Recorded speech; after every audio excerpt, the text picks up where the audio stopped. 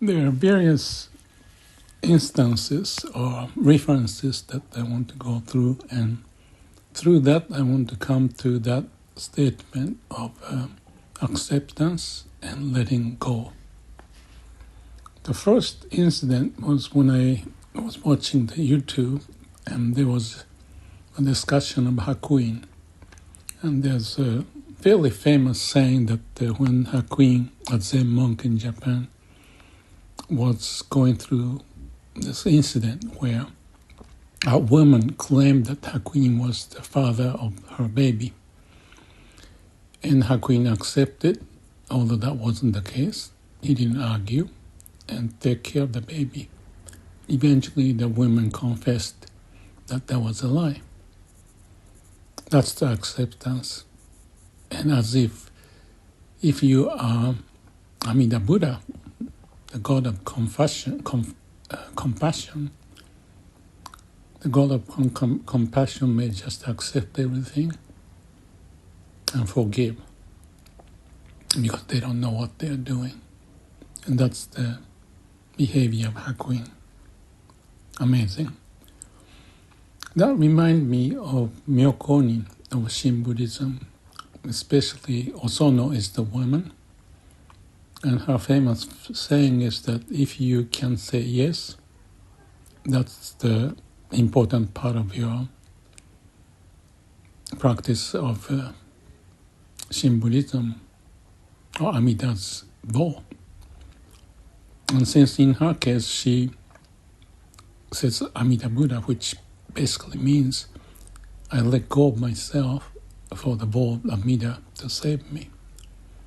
So it's like a no self. She just behaves as if she's Amida because she is replacing herself for the vow of Amida to save her, so that the vow of Amida is to help every sentient being. And that's the way that she accepted and said yes to everything. No matter how bad the situation is, she was happy to accept, appreciating the Amida to save, and that's how she lived the life. That's an amazing story, but I'm not sure if I'm communicating, but acceptance of Osono and letting go of herself is the main point, and her behavior represented as if she is full of compassion by saying yes, no argument. Now, there are more stories, but I want to talk about my story.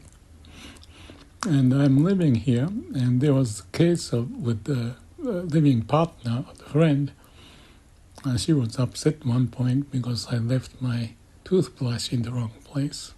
She said she may explode. Accepted, so I taken care of it. The next incident happened just a few days ago, actually yesterday, I believe. She said I didn't practice of not using the electricity for my laptop, because if you use electricity to charge the laptop before 4 p.m., according to the ordinance, they charge a higher electrical fee. And I accept that. Except before that, I mentioned the laptop is only 45 watt, and it's not a huge amount. But I accepted it, no point. And that was beautiful, if I think about it, that I could accept it, because previously I argued it's not a huge amount. What's the point? It's the same thing as in the case of Osono and Hakuin, but my own little way. Here's another case. This is a company. Well, I'm not going to go into detail, but I put some huge amount of money, but it's not being invested or used well. And I've been struggling what can be done. Because my job has been to help company to manage better. So I can see lots of ways to manage the company better. I've been going back and forth. Do I say anything or not? And I said certain things, but it doesn't fly. So there's a moment of my decision what to do. And following those other examples and thinking of the logic I can make, I thought it may not be an important point. Because money is money, and it's being spent not the way I wish, but it's being spent, and what's the point of going back and forth? It's not the same as the toothbrush. It's much bigger value, but to me, I'm starting to think it's okay. Acceptance. Logically, it may not go through, but through the compassionate sense of who I am, what I know, what I can do, and how it helps me or possibly for the world, that may be the right decision, because I myself is learning and processing what I believe could be the case. Of course, you think about Putin or Trump.